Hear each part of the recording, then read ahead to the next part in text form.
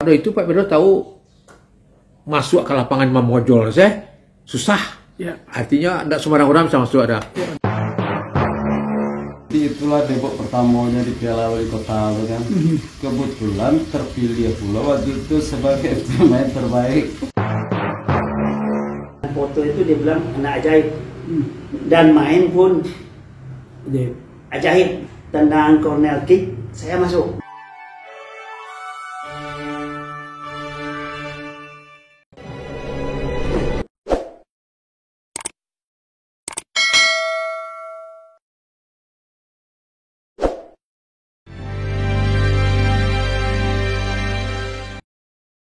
Assalamualaikum warahmatullahi wabarakatuh. Bin sana Firdaus Abi. Stadion Imam Bonjol atau lebih populer dengan sebutan Lapangan Imam Bonjol terletak di pusat kota Padang. Sejarahnya dimulai sebelum negeri ini merdeka. Berawal dari alun-alun kota, kemudian disulap jadi stadion sepak bola dan melahirkan prestasi hebat anak-anak bangsa. Pada mulanya, Lapangan Imam Bonjol bernama Plein van Rome yang menggunakan bahasa Belanda, artinya adalah Stadion Roma. Dulu, lapangan tersebut adalah alun-alun kota, persis terletak di pusat kota. Di sebelah utaranya ada kantor pemerintahan kota atau ketika itu disebut kantor Gemeente Padang, yang kini dikenal sebagai kantor balai kota yang ada di depan Lapangan Imam Bonjol tersebut. Bangunan ini dibangun semasa pemerintahan Belanda. Di sebelah selatan ada balai prajurit atau markas tentara. Balai prajurit tersebut juga pernah dijadikan kantor sebuah koran harian. Lapangan Imam Bonjol dulunya digunakan oleh kolonial Belanda untuk tempat hiburan, tempat mengumpulkan orang, latihan militer dan sebagainya. Ketika Jepang masuk ke Padang, nama lapangan tersebut diganti sesuai pemerintahan ketika itu. Namanya berubah menjadi Nanpohodo, yang berarti angin dari selatan. Setelah perang kemerdekaan, lapangan ini kemudian dikenal dengan Lapangan Banteng. Penamaan ini sejalan dengan Kepala Staf TNI Angkatan Darat Abdul Haris Nasution melantik Letkol Ahmad Hussein sebagai Panglima Komando Militer Daerah Sumatera Tengah, yang belakangan populer dengan sebutan Dewan Banteng.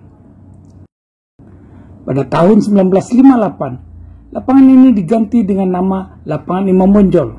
Di saat itu, sebenarnya ada dua lapangan terkenal di Padang, Lapangan Imam Bonjol dan Lapangan Dipo. Lapangan Dipo merupakan lapangan yang lama sebelum aktivitas sepak bola dipindahkan ke Lapangan Imam Bonjol. Lapangan Dipo terletak di pinggir pantai, atau persis pada kawasan Taman Budaya Sumbar saat ini.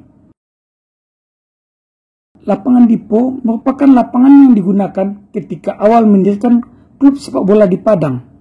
Ketika itu tahun 1928. Namanya Sport Vereniging Minang atau SVM yang diketuai oleh Dr. Hakim yang kemudian menjadi cikal bakal lahirnya PSP Padang. Dan belakangan lapangan untuk sepak bola dipindahkan ke Lapangan Imam Bonjol. Tim PSP juga ikut ke sana.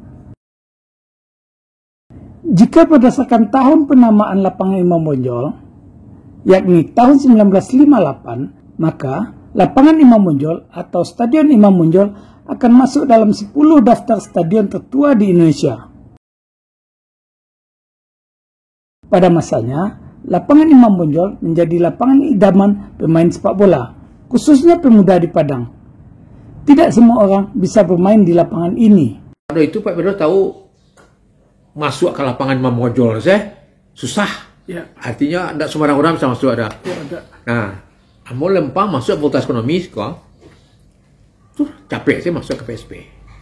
Oh, betul lah kuliah Pak baru masuk ke PSP. Ya. Ya. So nak mudah masuk PSP waktu itu dah. Masuk lapangan bola Imam Bonjol ya. Macam baik orang artinya. Tidak sedikit pula anak-anak di negeri ini yang memiliki kenangan terhadap lapangan ini. Di sini banyak prestasi yang diukir. Ketika itu, PSP Padang adalah klub sepak bola asal kota Padang yang termasuk klub kuat di nasional. Mereka juga sering kedatangan tamu dari luar negeri. Apalagi kalau baca sejarah-sejarah PSP masa lalu tuh tim-tim luar negara itu sering. jo tim nasional kalah tim nasional dan jo PSP bisa dikalah di PSP. Tuh. Nggak pernah beda kalau itu. Ya. Itu kebanggaan. Selain itu, dalam konteks sepak bola nasional, pada tahun 1980, sebuah klub bernama Galatama Semen Padang meramaikan kancah sepak bola. Tim ini bermula dari divisi 1 Galatama sebelum akhirnya masuk ke divisi utama atau setingkat Liga 1 saat ini. Sejarah demi sejarah ditorehkan di lapangan ini, seperti yang dirasakan oleh Afdal Yusra.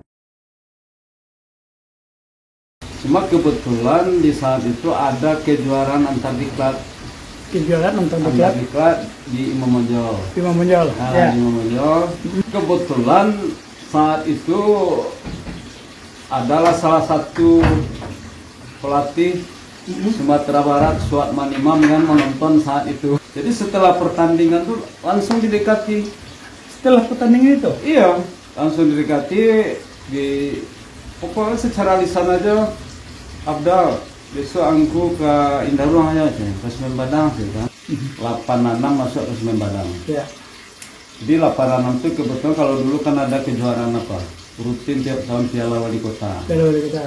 Jadi itulah debut pertamanya di Piala Wali Kota kan. Kebetulan terpilih pula waktu itu sebagai pemain terbaik. Senior dari Afdal Yusra, yakni Aprius, juga punya kenangan khusus. Dari stadion ini, dirinya mendapatkan titel si anak ajaib. Ada julukan khusus dulu diberi orang. Anak ajaib. Anak ajaib. Gimana cerita itu dah? Anak ajaib itu ya dulu Jatako ya. Jatako ini kan sering ngambil foto-foto ya. Kebetulan saya pakai kalung ya. Kalung emas dulu main ya. Buka baju. Pokoknya gelap lah, pokoknya enggak begitu terang fotonya, gelap. Ya kayak dengan foto itu dia bilang anak ajaib.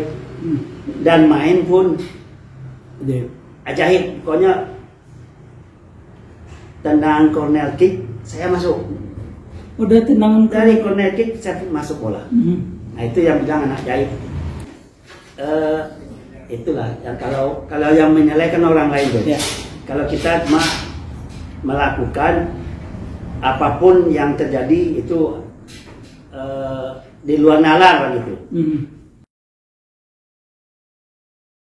Tak hanya sekedar titel tersebut. Pada awal musim, Semen Padang mengarungi divisi 2 Galatama, kemudian langsung menjadi juara dan menembus divisi utama. Aprius justru mencatatkan dirinya sebagai top skor atau pencetak gol terbanyak kompetisi kala itu. Ini kan skor Liga 2. Liga 2. Ya. Berarti ini waktu awal kompetisi Liga 2 Semen Padang 7 gol. 7 gol. 2 Anaping. Anaping. Ya. Anaping. Ya. 6 dia. 6. Kenangan lain juga dirasakan sejumlah pemain yang lain. Bagaimana bergemuruhnya Stadion Imam Bonjol kala itu. Om, ini kan kita di tribun tertutup Imam Bonjol ya. Nah, kalau memandang lapangan Imam Bonjol ini, kira-kira apa yang sedang terjadi? Ya, kalau saya berbayang selalu ini dari kecil-kecilnya sejak SMP lah. Sudah main di sini? Dah, pas 1 SMA saya masukkan di tim senior PSM Kedung untuk berkompetisi di divisi PSP, divisi 1 PSP. Oh, di divisi 1 PSP, Bon PSP ya? Bon PSP. Itulah, main di lapangan Bonjol. Pada tahun 1983, ada MTQ nasional di Padang. Pemerintah membangun kawasan Rimbo Kaluang di Padang Baru sebagai pusat kegiatan. Wilayah yang dulunya merupakan arena pacuan kuda disulap menjadi kawasan baru, belakangan diberi nama Gelanggang Olahraga atau Gor Haji Agus Salim. Stadion utama yang digunakan untuk pembukaan dan penutupan kemudian menjadi Stadion Haji Agus Salim yang sekarang menjadi home base-nya tim Semen Padang FC dan PSP Padang. Setelah kedua tim memiliki home base baru, aktivitas olahraga banyak dilaksanakan di Gor Haji Agus Salim.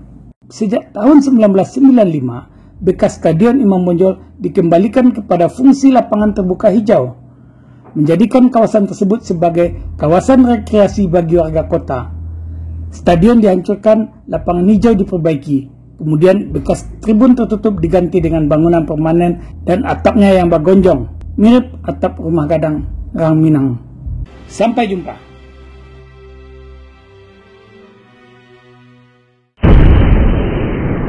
Sampai di sini dulu jumpa kita kali ini, dan tetap dukung channel ini sehingga kami bisa memberikan informasi-informasi yang inspiratif untuk kita semua.